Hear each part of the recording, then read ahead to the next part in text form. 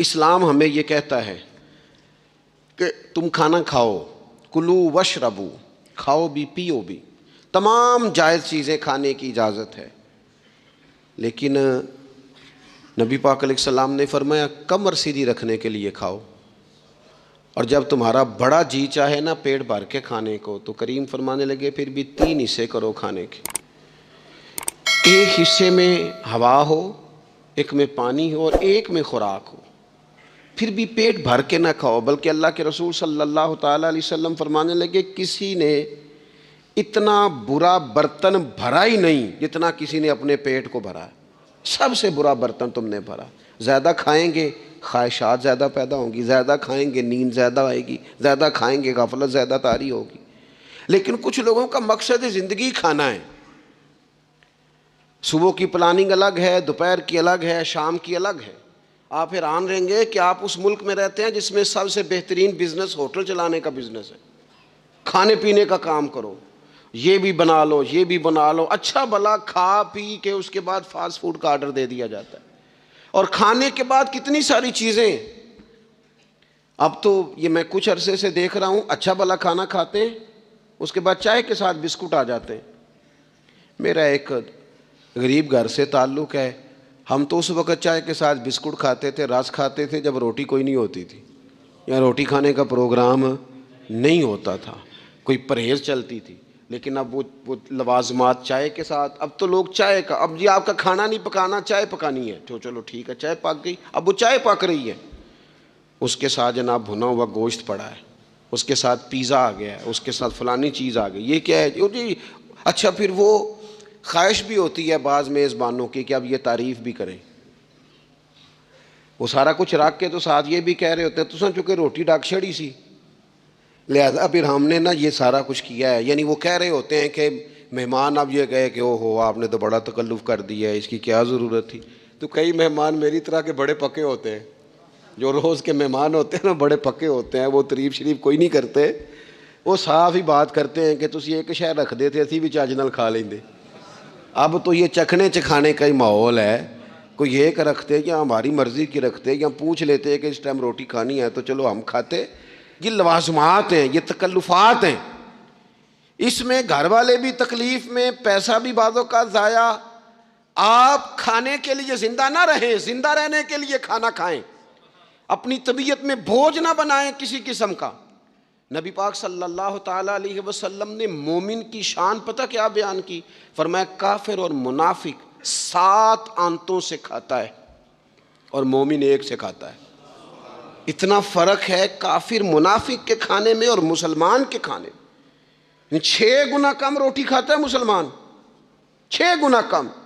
حضرت عمر فاروق ملک کے شام میں حضرت ابو عبیدہ بن جراح سے ملنے کے لیے گئے تو کہنے لگے اتنی دور سے آیا ہوں، سپہ سالار روٹی تو کھلا۔ تو انہوں نے اپنے بیگ سے رات کا خشک ٹکڑا کھانے کا نکالا اور پانی کا پیالہ دے کے کہنے لگے عمر یہ لو کھا لو۔ تو حضرت فاروق اعظم کہنے لگے یہی وہ مزیدار روٹی تھی جس کے لیے میں تیرے پاس آیا تھا، یہی وہ کھانا تھا، میں تلاش کر رہا تھا کہ یہ تمہیں ملے گا۔ کدھر گئے وہ لوگ جو رات کے کھانے میں فریج بھی نہیں ہوتی تھی، رات کے کھانے میں تھوڑا پانی ڈال دیا اماں نے، اس کو 3-4 دفعہ ابال لیا، رات کی روٹیوں میں تھوڑا سا پانی اور تھوڑا سا گھی، پورا گھی نہیں، تھوڑا سا پانی اور تھوڑا سا گھی، اور ساتھ دادی نانی یہ بھی کہہ رہی ہے کہ یہ پانی سے ذرا نرم ہو جائے گی روٹی، اور پھر وہ کھانا کھایا جا رہا ہے۔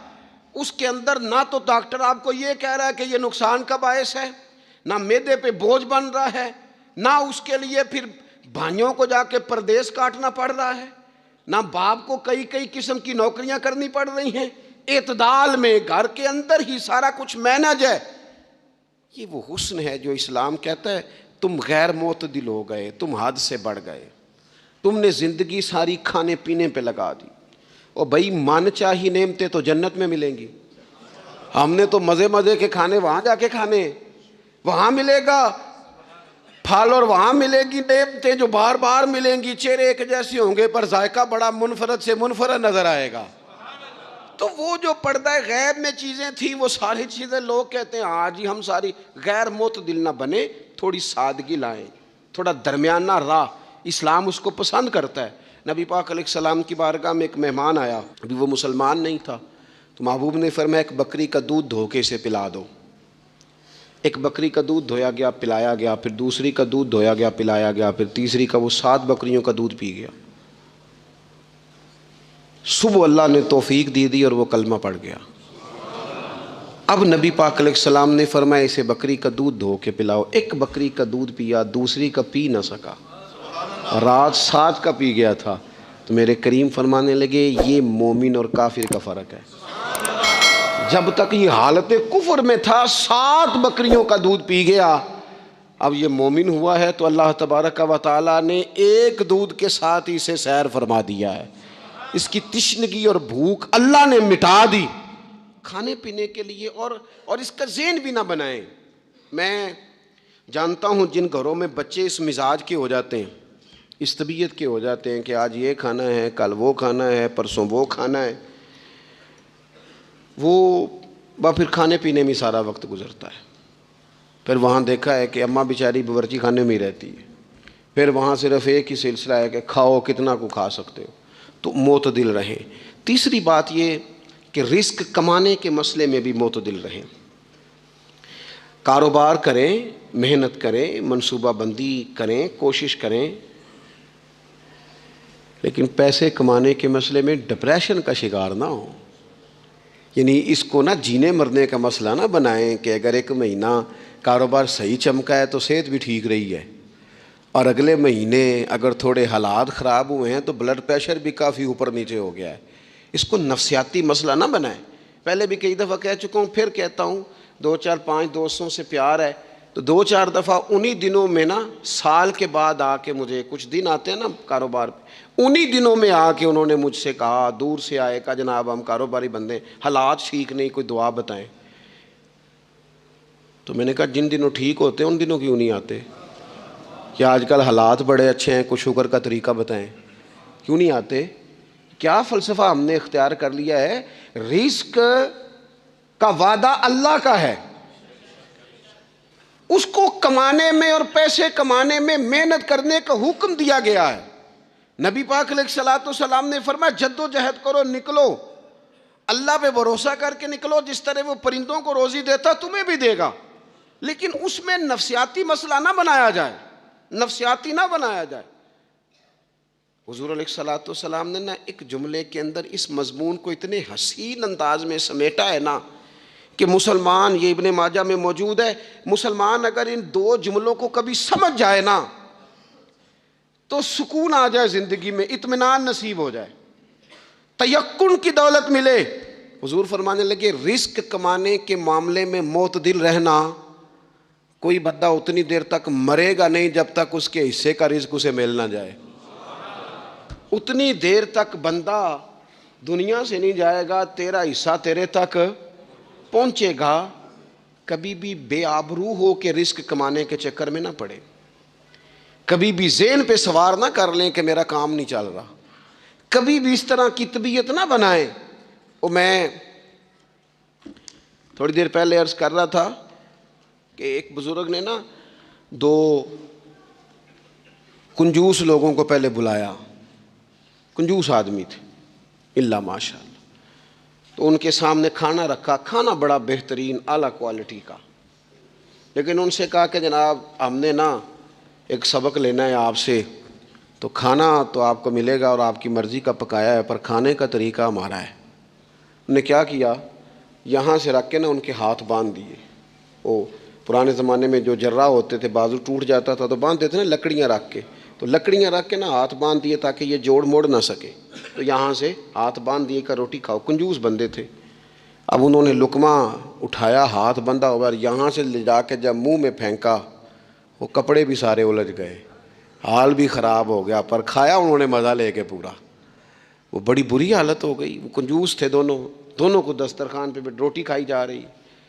اب ان دونوں کو سمجھانے کے لیے کہا کہ اب ہم تمہیں 2 اور لوگوں سے بھی ملواتے ہیں۔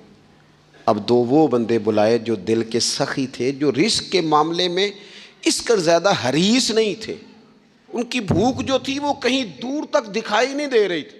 انہوں نے کہا جناب ادھر آئیں آپ دونوں بھی، ان کے بھی ہاتھ باندھ دیے گئے، کہا آپ نے روٹی کھانی ہے؟ آپ نفیس لوگ ہیں، ناراض نہ ہوئیے گا، سخی بندے ہیں، پر کھانا آپ نے کھانا ہے، پر ہماری مجبوری ہے، ہم نے آپ کے ہاتھ باندھ کے روٹی دینی ہے آپ کو۔ وہ دو بندے بھی آمنے سامنے بٹھا دیے گئے، کھانا چن دیا گیا، ہاتھ یہاں سے باندھ دیے گئے، لیکن وہ سخی تھے۔ انہوں نے کہا جناب کوئی مسئلہ نہیں، اللہ تعالیٰ توفیق دے گا۔ انہوں نے کیا کیا، وہ لقمہ لگاتے اور ایک دوسرے کے منہ میں ڈالنا شروع کر دیتے، کھانا بھی کھا لیا، کپڑے بھی بچ گئے، نفاست بھی قائم رہ گئی، اور کسی قسم کی کوئی پریشانی آئی۔ کام خاصا مشکل ہے کسی کے منہ میں لقمہ دینا، یہ کام بڑا مشکل ہے، یعنی کھانا آ جائے، پک جائے، پاس پہنچ جائے، اور پھر اسے توڑ کے بنا کے اتنی محنت کر کے دے کسی کے منہ میں دینا۔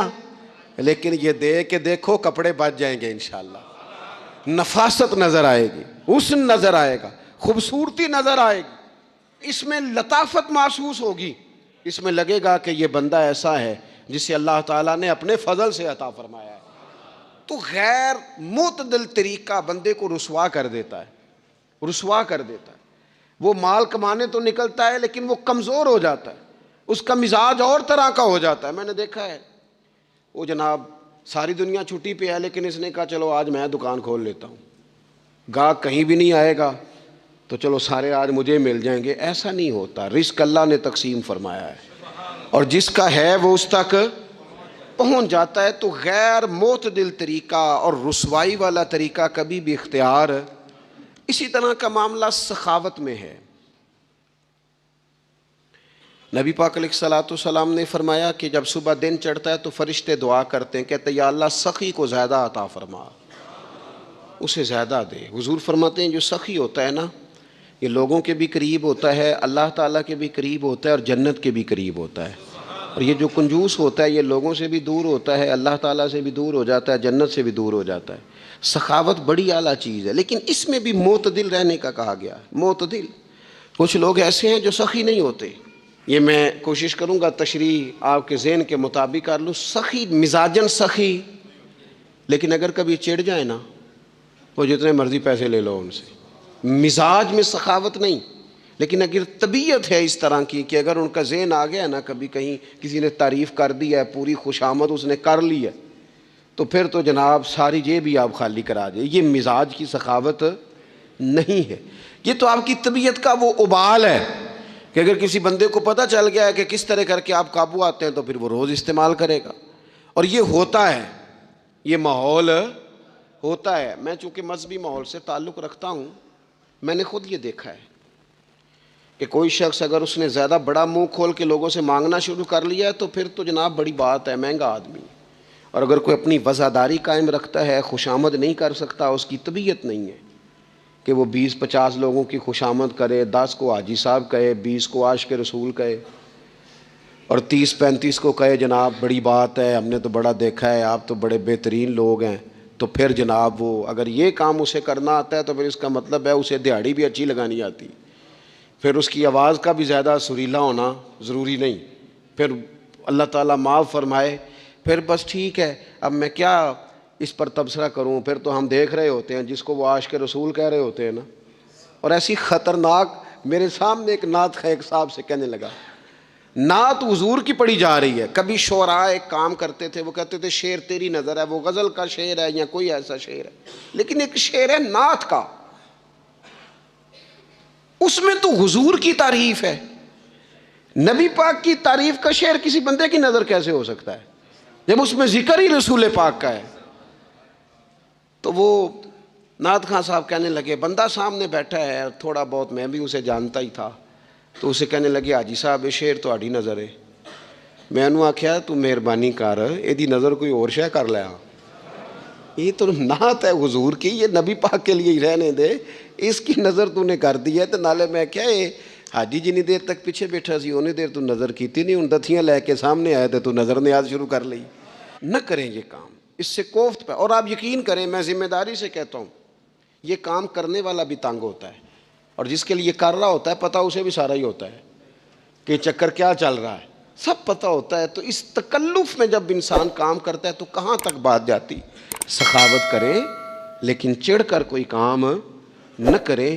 نبی پاک علیہ الصلوۃ والسلام نے فرمایا، حضور فرمانے لگے اس طرح خیرات نہ کرنا کہ تمہارے اپنے بچے بعد میں لوگوں کے سامنے ہاتھ پھیلاتے پھرے۔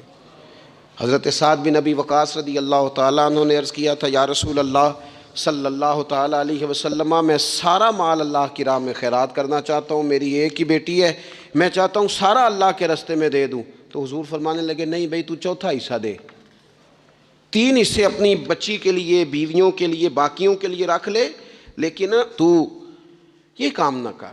تو میرے عزیز، زندگی میں خرچ کرنے میں بھی اعتدال کا مظاہرہ کریں۔ مجھے پتہ ہے اچھی طرح کہ ہمارے ہاں ایک مزاج بن جاتا ہے، طبیعت بن جاتی ہے کہ اگر کسی شخص کو آپ تھوڑی سی مدد کرتے ہیں تو وہ سمجھتا ہے کہ اگر اس نے مجھے 20,000 دیا ہے تو یقیناً اس کے گھر میں 50 لاکھ پڑا ہے، اور پھر اگلے ہفتے دوبارہ آتا ہے، ایک نئی مجبوری کا بھی اظہار کرتا ہے۔ یہ ساری چیزیں ہوتی ہیں، ان چیزوں کے بیچ ہی آپ کو نیکی کرنی ہے، لیکن افراط و تفریط سے بچنا ہے۔ اسی طرح کا معاملہ اپنی زندگی کے دیگر معاملات میں کریں۔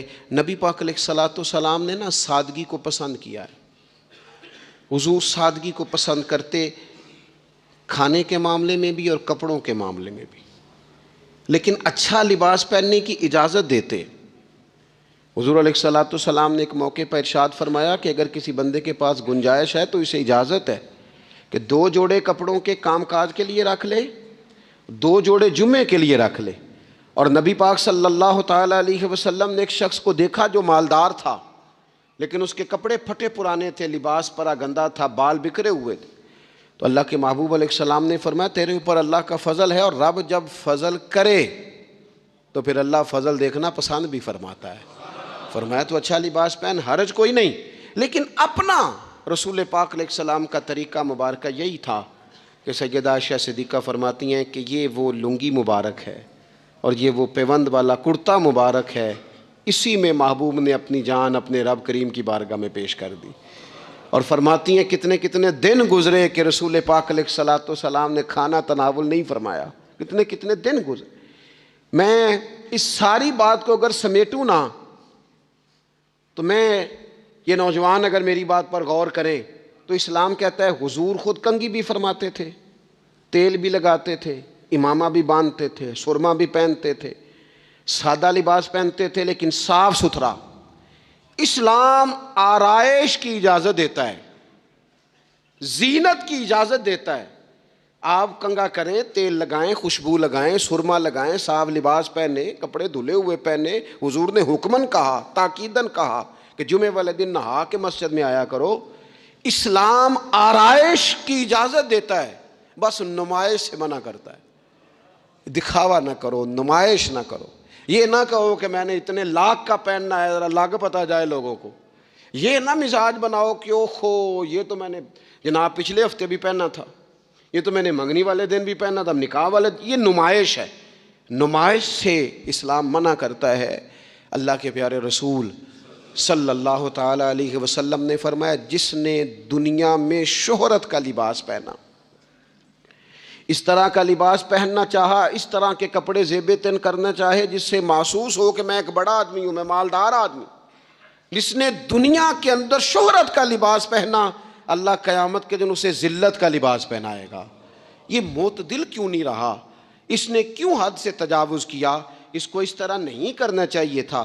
رسول رحمت صلی اللہ تعالیٰ علیہ وآلہ وسلم نے ہمیں جس چیز کی اجازت دی ہے وہ کام ہم کر سکتے ہیں، اور جس سے نبی پاک علیہ الصلوۃ والسلام نے ہمیں روکا ہے اس کام سے ہم نے بچنا ہے۔ ایک اور بات بھی خاص اور بالخصوص نوجوانوں سے کرنی ہے، وہ خاص جس طرح کھانے پینے میں معتدل رہیں، کمائی کرنے میں معتدل رہیں، خرچ کرنے میں اعتدال کا مظاہرہ کریں، لباس میں اعتدال کا مظاہرہ کریں، اسی طرح یہ آرام کرنے میں بھی ذرا معتدل رہیں۔ بہت زیادہ آرام کرنے لگ گئی ہے نئی نسل۔ آپ ضرورت سے زیادہ بھی سو لیں تو تھکاوٹ بڑھ جاتی ہے۔ اگر انسان اتنا ہی آرام کرے نا جتنا اس کی طبیعت کے لیے ضروری ہے تو اس میں طبیعت فریش رہے گی۔ لیکن اگر آپ کہیں، وہ ایک دوست ہیں ہمارے، تو ان کو جب تک کوئی اٹھائے نہ تو اٹھتے نہیں، تو گھر والوں نے ایک دن ارادہ کیا کہ آج صبح نہیں اٹھانا، دیکھتے ہیں کتنے بجے اٹھتا ہے۔ ماشاءاللہ شادی شدہ ہیں، بچے ہیں، تو کہنے لگے جی پھر اللہ کے فضل سے میں 2 بجے خود ہی اٹھ گیا تھا۔ رات ایک شخص سویا ہے اور اگلے دن 2 بجے سویا، تو اب انہوں نے تو یہ بات محبت میں کی، تو پھر میں نے ان سے یہ پوچھا، میں نے کہا یہ بتائیں کہ آپ چلیں رات آپ سو گئے، سمجھ لیں آپ سو گئے 2 بجے رات کو، 12 گھنٹے کے بعد اگر آپ اٹھے طبیعت کیسی تھی؟ کہنے لگی فریش نہیں تھی۔ میں نے کہا فریش تبھی ہوتی ہے اگر آپ فجر میں اٹھ کے وضو کر کے نماز پڑھتے، فریش یہ تبھی ہوتی ہے اگر آپ سحری آپ اپنی روٹین کے مطابق اٹھتے اور اپنی ڈیوٹی پہ جاتے، واپس آتے اور تھک کے سوتے۔ بہت زیادہ آرام پسندی، اور جب سے یہ ساتھ موبائل اٹیچ ہوا ہے، ایک کونا مل جائے، ایک تکیہ مل جائے، اور موبائل کی بیٹری موجود ہو اور سروسز اس کی ساری ٹھیک ہوں، پھر ہمیں آواز کوئی نہ دے، اس سے کیا ہوتا ہے؟ وجود بالکل سست ہو جاتا ہے۔ آپ کو اللہ تعالیٰ نے جو قدرتی صلاحیتیں دی ہیں، آپ جو کچھ کر سکتے ہیں اپنے گھر کے لیے، وطن کے لیے، ماں باپ، وہ آپ نہیں کر پائیں گے۔ زنگ آلود ہو جائے گا وجود، ہر وقت کی تھکاوٹ، ہر وقت کا مزاج کے اندر سستی کا آ جانا، اعتدال سے نہ نکلیں۔ نیند 7-8 گھنٹے بہت کافی ہے، اور وہ بھی میں آپ کو ایک ذاتی بات بتاتا ہوں، اگر اللہ چاہے نا بندے کی نیند پوری ہو تو کئی دفعہ صرف 20 منٹ آنکھ لگ جائے تو بندہ فریش ہو جاتا ہے، اور اگر منظور نہ ہو مالک کریم کو تو پھر ٹھیک ہے، لوگ لیٹے ہوئے۔ اللہ کے پیارے رسول صلی اللہ تعالیٰ علیہ وسلم نا بہت زیادہ آرام طلبی کو پسند نہیں کرتے، مسلسل جد و جہد۔ گھر آئے، کچھ دیر آرام کیا، نماز شروع کر لی، حضور تہجد میں اٹھ گئے، پھر حضور فجر میں اٹھ گئے، دوپہر میں تھوڑا سا آرام فرماتے تاکہ رات کو بیدار رہنا آسان ہو، لیکن بہت آرام پسندی۔ ہمارے حضرت صاحب فرمایا کرتے تھے زمین کے اوپر کام، نیچے جا کے آرام۔ وہ کسی نے کہا تھا جاگنا ہے جاگ لے افلاک کے سائے تلے، پھر تو حشر تک سوتا رہے گا خاک کے سائے تلے۔ سونا ہی ہے نا، مرنے سے لے کر قیامت تک سونا ہے نا، تو اب تو جاگنے کا وقت ہے۔ نبی پاک صلی اللہ تعالیٰ علیہ وسلم نے حضرت معاذ ابن جبل رضی اللہ تعالیٰ عنہ کو یمن کا گورنر بنا کے بھیجا تو نصیحت فرمائی تھی۔ حضور علیہ الصلوۃ والسلام نے فرمایا تھا تمہیں گورنر بنا کے بھیج رہا ہوں، عیش کوشی سے بچنا۔ حضور فرمانے لگے اللہ کے بندے آرام طلب نہیں ہوتے، رب کے بندے تو محنت کرنے والے ہوتے ہیں، جد و جہد۔ وہاں جا کے عیش کوشی سے بچنا، یہ مسند امام احمد بن حنبل میں موجود ہے۔ یہ جو آرام ہے نا، ہمیں بلائے کوئی نہ، آواز کوئی نہ دے، مرضی سے اب تو چھٹی ہے جی، اب تو میں نے سویرے اٹھنا ہی نہیں۔ او بھائی ڈھیر سارے کام ہیں جو چھٹی والے دن کرنے کے، ڈھیر ساری ذمہ داریاں ہیں جو چھٹی والے دن پوری کرنے کی۔ اپنی زندگی سے، اپنے وجود سے کچھ نفع لیں، ایسا نہ ہو کہ یہ بیکار ہو جائے۔ لیکن اگر زندگی صرف اور صرف کھانے پینے میں، لباس پہننے میں اور باتیں کرنے میں لگ جائے تو پھر تو آپ بیکار ہو جائیں گے۔ پھر تو محسوس ہوگا کہ جیسے انسان نہ خوابوں کی دنیا میں زندہ ہے، باتوں کے ساتھ اپنے دل کو مطمئن کرتا ہے۔ اس نے اچھا لباس پہن لیا ہے، بس آئینے میں اپنے آپ کو دیکھ کے خوش ہوتا رہتا ہے، طرح طرح کے کھانے منگاتا رہتا ہے، بس زبان کے ذائقے پورا کرتا رہتا ہے۔ امام طبرانی حدیث لائے ہیں، رسول پاک صلی اللہ تعالیٰ علیہ وسلم نے فرمایا میری امت میں ایسے لوگ آئیں گے جو رنگ برنگے کھانے کھائیں گے، انواع و اقسام کے مشروبات استعمال کریں گے، طرح طرح کی زیب و زینت کریں گے، اور منہ پھاڑ پھاڑ کے باتیں کریں گے، منہ کھول کھول کے گفتگو کریں گے۔ حضور نے پتہ کیا فرمایا؟ فرمایا یہ میری امت کے بدترین لوگ ہیں، یہ بدترین لوگ ہیں جن کا مقصود ہی صرف لباس پہننا ہے، مقصود ہی صرف کھانے کھانا ہے، مقصود ہی منہ کھول کھول کے باتیں کرنی ہے۔ ان لذات میں جو لوگ پوری طرح الجھ گئے، کوئی خیر کا کام ہی نہ کر سکے، کوئی مقصد زندگی کی طرف ہی نہ بڑھ سکے، یہ بدترین لوگ ہیں۔ عزیز دوستو، ان 3 چیزوں میں ڈھیر سارے لوگ، اللہ تعالیٰ معاف کرے اللہ ماشاء اللہ، اللہ سب کو محفوظ رکھے، اپنی زندگی کو ضائع کرتے دکھائی دیتے ہیں۔ یا تو کھانے پینے کا شوق ہے، یا لباس کی زیب و زینت کی طرف توجہ ہے، یا بس نشستن گفتن برخاستن بیٹھے ہیں اور باتیں کی ہیں اور اٹھے اور اتنی باتیں کی ہیں، اتنی باتیں کی ہیں، اس میں بھی کوئی اعتدال نہیں۔ بہت زیادہ بولنے سے وقار چلا جاتا ہے، بہت زیادہ باتیں کرنے سے باتوں کا حسن ضائع ہوتا ہے، بہت زیادہ بولنے والے کے جملے قیمتی نہیں رہتے، بہت زیادہ باتیں کرنے والا آدمی بے وزن اور بے وقت ہونے لگتا ہے۔ بغیر مانگے مشورہ دینے والے لوگوں کے مشوروں کو لوگ ردی کی ٹوکری جاننے لگتے ہیں۔ اپنی زندگی کو اگر وزادار اور باوقار بنانا چاہتے ہیں تو ذرا لباس میں بھی سادگی ہو، اللہ کی ہر نعمت خوش دلی سے استعمال کی جائے۔ سادہ کھانا بھی ملے تو رب کی عطا سمجھ کے رغبت کے ساتھ، شوق کے ساتھ اسے استعمال کیا جائے۔ مجلس میں بیٹھا جائے تو سیکھنے کی کوشش کی جائے، دوسروں کی باتوں کو سنا جائے۔ اللہ تعالیٰ نے نا کان دو دیے ہیں، زبان ایک دی ہے۔ معنی کیا ہے؟ ڈبل سننا چاہیے اور سنگل بولنا چاہیے۔ 2 گنا سنیں اور اس سے آدھی گفتگو کریں۔ اور ہمارے حضرت تو فرمایا کرتے تھے اپنے جملوں کو چھوٹا کرو، جو بات تھوڑے جملوں میں کہی جا سکتی ہے اسے لمبے جملوں میں نہ کہو۔ ہر بات کی وضاحت کرنا اور ہر بات کا پس منظر بیان کرنا اور بات کو اتنا لمبا کر دینا کہ اصل بات ہی اس میں سے رہ جائے، بیچ میں سے مدعا ہی ختم ہو جائے، آنے کا مقصد ہی کسی کو سمجھ میں نہ آئے، اس سے بھی انسان اعتدال کا رستہ چھوڑتا ہے۔ تو فرمایا ولا تعتدوا، حد سے نہ بڑھو، ان اللہ لا يحب المعتدین، اللہ حد سے بڑھنے والوں کو پسند نہیں کرتا۔ وہ کسی نے کہا تھا کہ تعلقات جب حد سے گزر جائیں تو غم ملتے ہیں، اس لیے ہم ہر شخص سے کم ملتے ہیں۔ ہم کوشش کرتے ہیں کہ معتدل رہیں، زیادہ آگے بڑھنا ہی نہ پڑے۔ نبی پاک صلی اللہ تعالیٰ علیہ وآلہ وسلم نے ہمیں معتدل دین دیا ہے، اعتدال والا، درمیانہ، اور فرمایا بہترین رستہ درمیانہ رستہ ہے۔ اور نبی پاک علیہ الصلوۃ والسلام نے فرمایا جو درمیانی چال چلتا ہے وہ کبھی تنگ نہیں ہوتا، جو اعتدال کا رستہ اختیار کرتا ہے تکلیف میں نہیں آتا۔ معتدل چلنے والے لوگ جو ہوتے ہیں ان کا بیلنس ہمیشہ ٹھیک رہتا ہے، ان بیلنس نہیں ہوتے۔ تو معتدل زندگی گزاریں، اعتدال پسند بنیں، چیزوں میں شدت نہ لائیں۔ نبی پاک علیہ الصلوۃ والسلام نے فرمایا دین میں بھی غلو نہ کرو۔ فرمایا تم سے پہلے لوگ غلو کی وجہ سے ہلاک ہو گئے۔ کچھ لوگ غلو کرتے ہیں، چھوڑ دیا جی میں نے سارا کچھ، میرا کوئی تعلق نہیں جی، میں نے نہیں بیاہ کرانا، میرا شادی سے کیا لینا دینا، میں نے گھر چھوڑ دیا جی، اب میں نے بس تسبیحاں ڈال لی ہیں گلے میں جی، میں اب بس مسجد میں ہی ہوں جی، میں فلانی جگہ۔ دین تو اس کو پسند ہی نہیں کرتا، یہ تو حقوق سے بھاگنے والی بات ہے، شریعت تو اس کو سپورٹ ہی نہیں کرتی۔ اور میں نہ جناب چھوڑ دیا جی میں کچھ نہیں کھاتا جی، بس میں تو روزہ رکھتا ہوں ہر روز، ساری رات اللہ اللہ کرتا ہوں، اس کو پسند نہیں کرتا دین اسلام۔ آپ کو معتدل رہنے کا کہا گیا ہے۔ وہ جو رہبانیت اختیار کر لی تھی یہودیوں نے، عیسائیوں نے، غاروں میں چلے گئے، نکل گئے جنگلوں میں، تو حضور نے فرمایا میرے دین میں کوئی رہبانیت نہیں ہے۔ دین تو کہتا ہے کہ آپ روٹین کے کام کریں، روٹین کے، اور روٹین کے کام ہی صحیح کر کے کریں، اسی میں آپ کو اللہ کی رضا نصیب ہو جائے گی۔ لیکن حضور نے فرمایا جو محنت کر کے روزی کمانے والا اللہ کا دوست ہے، سچا تاجر جو ہوگا اسے اللہ قیامت کے دن نبیوں کے ساتھ جگہ عطا فرمائے گا۔ تو نبی پاک علیہ الصلوۃ والسلام نے تو سپورٹ کر دی، فرمایا جو تو کام کر رہا ہے یہی کرتے کرتے تجھے اللہ کا قرب نصیب ہو جائے، اسی کو صحیح کر کے کر۔